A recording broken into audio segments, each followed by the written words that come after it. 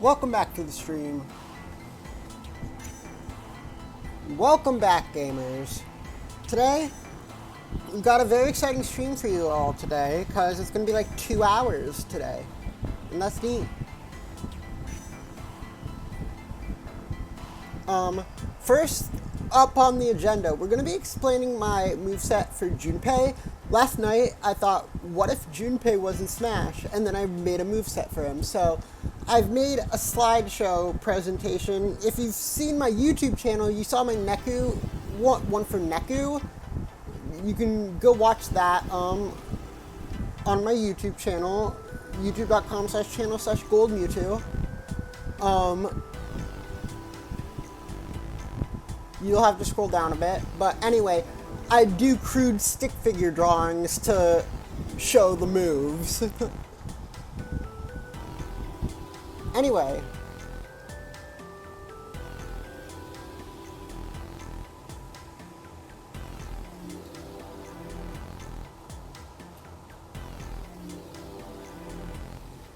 Two. Window capture. Chrome.exe. Did that work?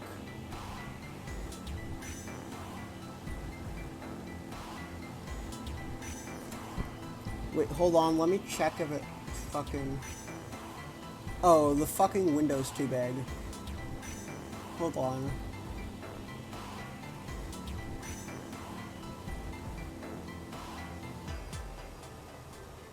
Much better.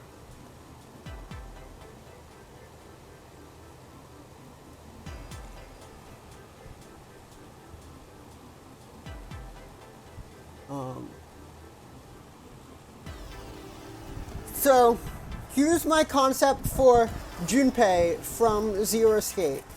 And this is going to have spoilers for the Zero Escape franchise, mostly 9 hours, 9 person, 9 doors, but some, and one very major spoiler, of Virtue's Last Reward and Zero Time Dilemma. And for a guide for the drawings, the black stick figure is going to be JUNPEI, the red stick figure is going to be Enemy, the green stick figure is going to be JUNPEI Summon, and then you'll see what I mean by that, and then yellow arrow will be Movement, and then other. So his attributes. JUNPEI's weight would have a weight value be 97, giving him about the same weight as Luigi. His walk speed would be the same as Rob. His run speed would be between Mario and Duck Hunt.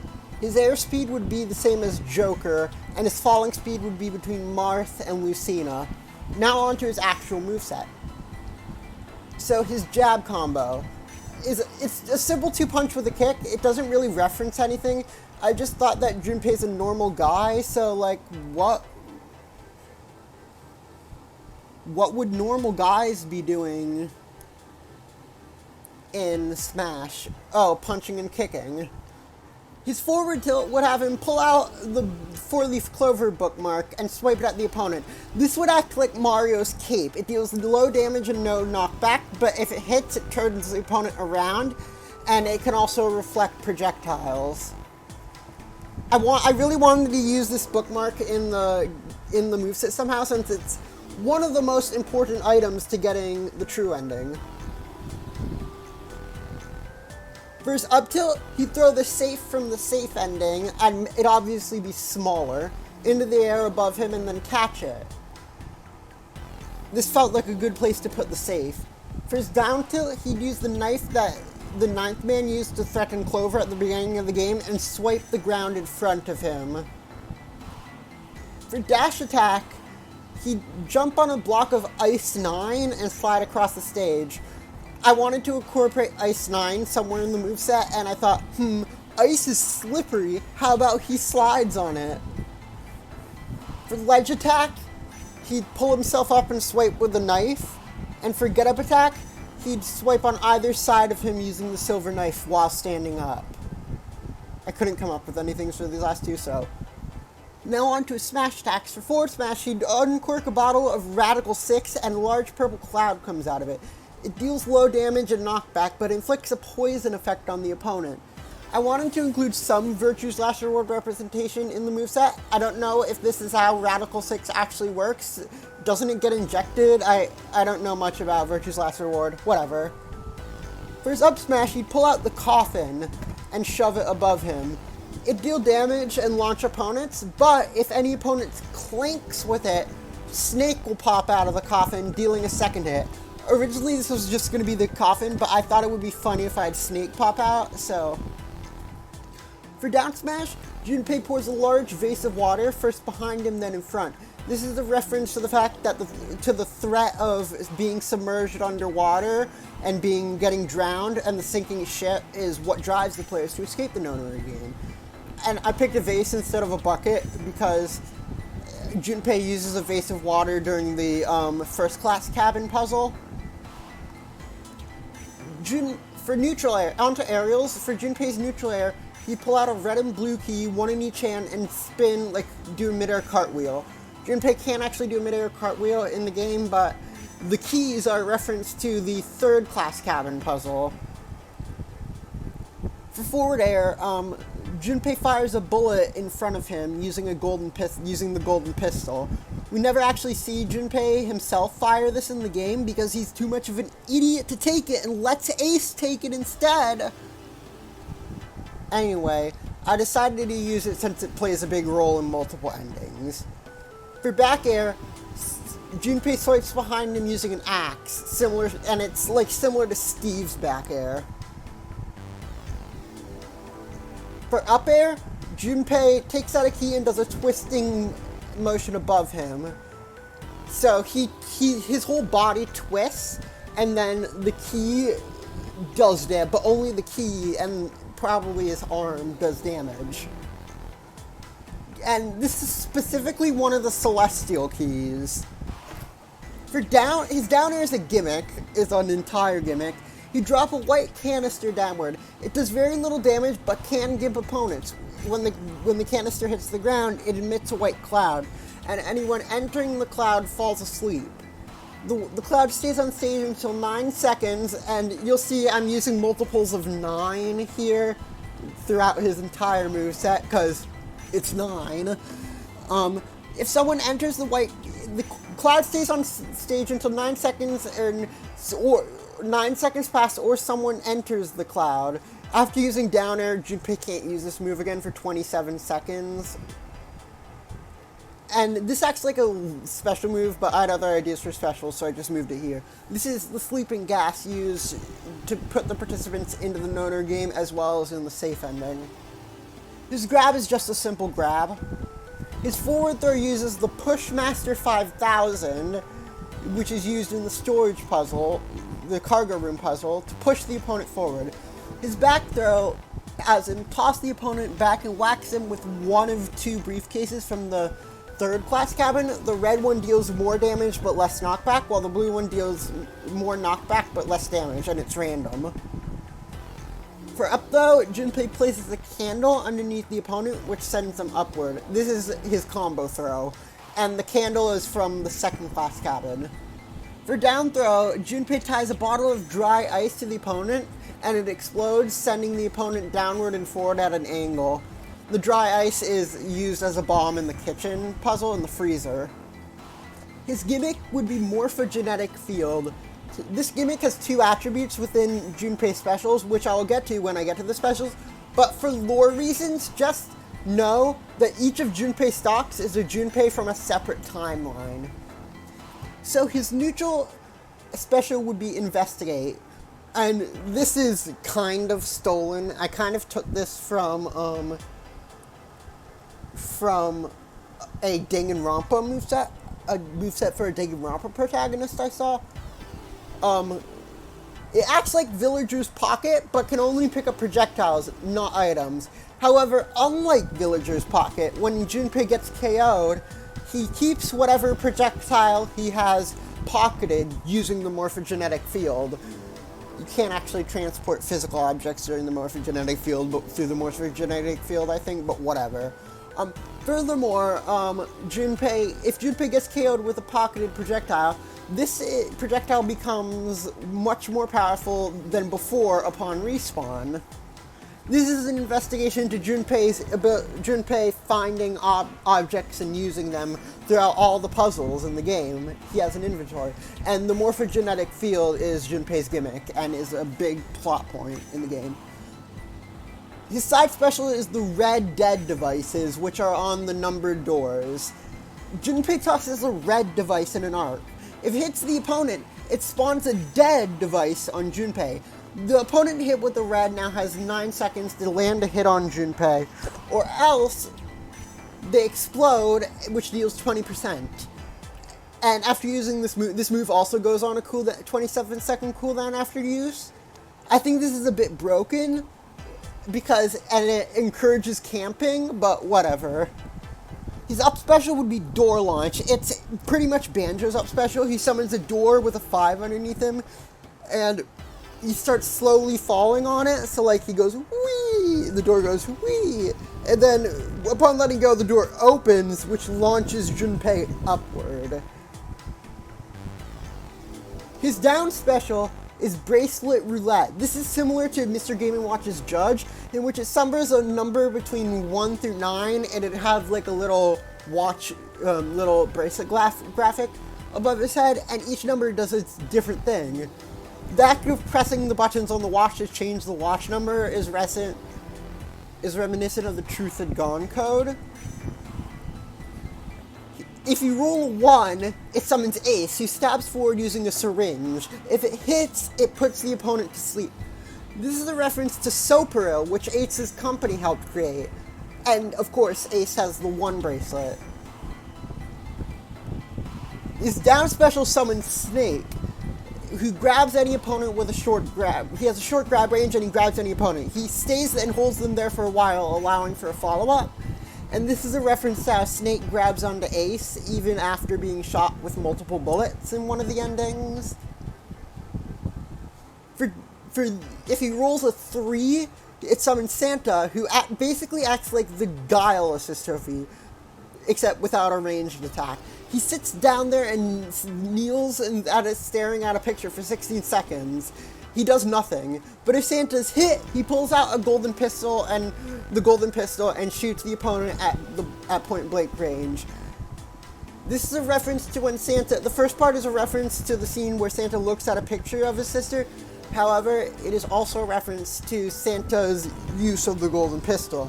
And also, it has a number 3 bracelet, and also Santa has the number 3 bracelet. For his down special, 4, if he rolls a 4 using it, he'd summon Clover, who runs back and forth in a small area, kind of like a Mecha Koopa swinging an axe. Clover stays on stage for 18 seconds. This is a reference to Clover's use of the axe and the axe ending, and of course Clover has the 4 bracelet. If he rolls a 5, it does literally nothing. Junpei does a small shrugging animation. Because Junpei already has the number 5 bracelet and he's already on the stage, rolling 5 would effectively change nothing, so... For 6, it would summon Akane, Akane, who cheers Junpei on. This buffs Junpei's damage and knockback for 18 seconds, like a hero's oomph. This is a reference to how Akane is Junpei's main motivation for getting through the game. Junpei cares about Akane, and of course Akane has the 6 bracelet. His down special would summon 7, who stomps, launching debris in the air around him. This is a reference to 7's large stature. 7 is one of the least fleshed out characters in the game, so this is what I came up for him. And of course 7 has the guess which number bracelet. For his 8 special would introduce a new mechanic. For his 8 down special, when he rolls 8, he summons Lotus, creates this bubble around Junpei. Anyone in this bubble gets hacked and are unable to use any special moves for 9 seconds. This is kind of broken again because it basically nullifies any recovery move, but so good luck. This is a reference to Lotus's tech knowledge throughout the game, and Lotus has an 8th bracelet, of course, and I base this off of EMP, Sombra's EMP from Overwatch. Anyway, rolling a 9 with the down special would summon the ninth man in front of Junpei, who immediately explodes. It deals 20%, and the move deals 5% damage to Junpei, and this is a reference to the ninth man's death. His down special also has another attribute. After the move is used 3 times, a number appears on Junpei's battle UI. This number is the digital root of the past 3 numbers gotten using down special. And if the digital root is ever 9, it results in a huge explosion dealing around 45%. And of course, using the morphogenetic field, this persists through death. So let's say Junpei uses down special 3 times. He gets 3 the first time, an 8 the second time, and then a 7. Once 7's attack is finished, the game will recognize that 9 is the digital root of 3, 8, and 7. So, and then Junpei will, and then it'll explode, resulting in 45%. This is a reference to the use of digital roots throughout the Noner game. I'm not going to make you calculate digital roots in the middle of a game. Imagine if you had to pull out your calculator and calculate a digital root in the middle of last game and grand finals reset. So yeah, no, I'm not going to be doing that. The game does it for you. And the number you're trying to get being 9 is a reference to the number 9 door being the end goal of the game. His down special is did I really put down special? Whoops. His final smash is Incinerator. It summons a door with a 9 on it in front of Junpei. Anyone in the door gets sucked into it and into the cutscene. In the cutscene, the character is trapped in an incinerator, frantically trying to solve a Sudoku puzzle. They fail and get burnt alive. It deals major damage around other final smashes like that, and if the opponent is above 100% at the end of it, it insta-kills. For taunts, the first one is Junpei trying to rush at the opponent, but 7 holds them back. For up taunt, Junpei fiddles with his bracelet and mutters something. And for down taunt, Junpei kneels on the ground, crying out, "Canny," which is a reference to the safe ending. For his entry animation, he'd stumble out of a number 5 door. He wakes up in a room blocked with a door with a number 5 in it at the start of the game, so that was kind of fitting. For his victory screen, it'd be essentially the Seek a Way Out sequence. It shows the area where all the victory screens take place from several angles, which are showing Junpei's eyes, which transform into the words, "You found it." So it's basically this, but with "You found it" instead of "Seek a Way Out." And then results appear on the black screen. Can I go forward? Can I pause this? For alts, his first alt would be his appearance from 999. His second alt would give him colors resembling Sigma from Virtue's Last Reward. His third alt would give him colors representing Carlos from Zero Time Dilemma. His fourth alt would give him a Free the Soul robe. His fifth alt would give him a black robe and gas mask resembling Zero. His sixth alt would give him colors resembling Alice, which is another important character in the series. For his seventh alt would be an alternate render, which would be based on Ken Miyoji from Virtue's Last Reward, and his eighth alt would be an alternate render based off of Junpei's appearance from Zero Time Dilemma. For stage, the stage would be the Gigantic. And it'd be a long traveling stage which goes through many rooms in the Gigantic via White Abyss. I couldn't come up with a good thing for the transition. Each transition is only around for the minute, and the transitions take 1 second, and all the areas have walk-offs. It starts in the foyer, then goes to one of 3 areas randomly: the casino, the second class cabin, and then you go to the hospital room. After that, it transitions to either the laboratory, the operating room, or the shower room. Then it takes you to the chapel. And then it takes you to the chart either the chart room, the torture room, or the cargo room. Finally, it takes you to the incinerator room and then returns you to the main hall.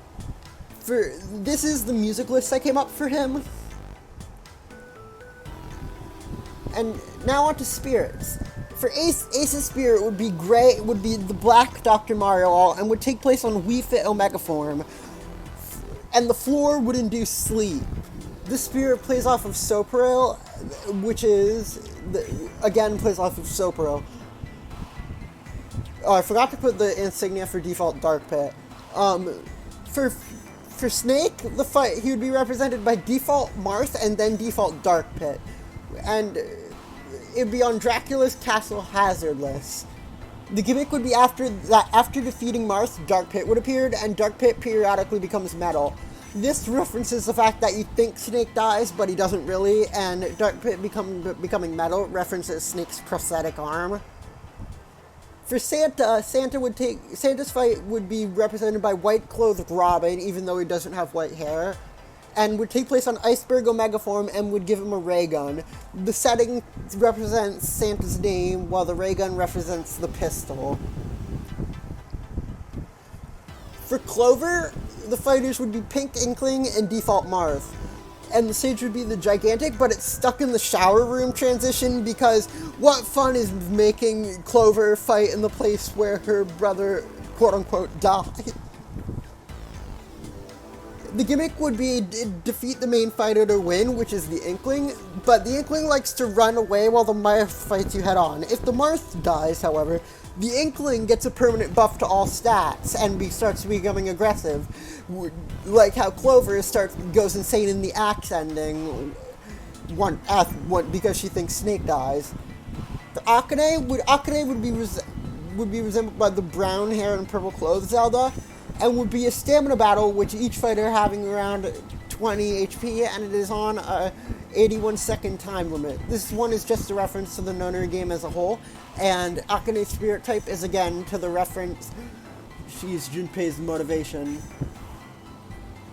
For spirits, for 7 spirit, it would be represented by yellow DK and 3 villagers, and it would take place on pirate ship. The gimmick would be to defeat the DK to win, however, you can also defeat the villagers, and each villager that dies deals 10% to DK. This is a reference to 7's failure to save all of the children in the first Noner game. For Lotus would be represented by Byleth Sow the Salt, and the stage would be the gigantic, but it's stuck on the laboratory transition. The gimmick would be Lotus refuses to step on the switch to open the gate in the laboratory transition, which you can see in the stage thing. I didn't go over all of the stage gimmicks because that would take too long. But anyway, it's up to the player to step on the switch on their side. However, the side the player spawns on is filled with laser beams. And finally, for the 9th man, he'd be represented by Shujin Academy Joker in his summer clothes, and his stage would be the gigantic battlefield form. His gimmick would be that he starts with a bomb on, and this is just another reference to the 9th man's death. So, that is my concept for a Junpei moveset. Hope you liked it. Shit, that took quicker than I thought it would. Oh, fuck, I didn't record. No! I'm gonna end stream and start a bit later and see if I can go download this stream. So, see y'all for the Nintendo Direct later. Bye-bye.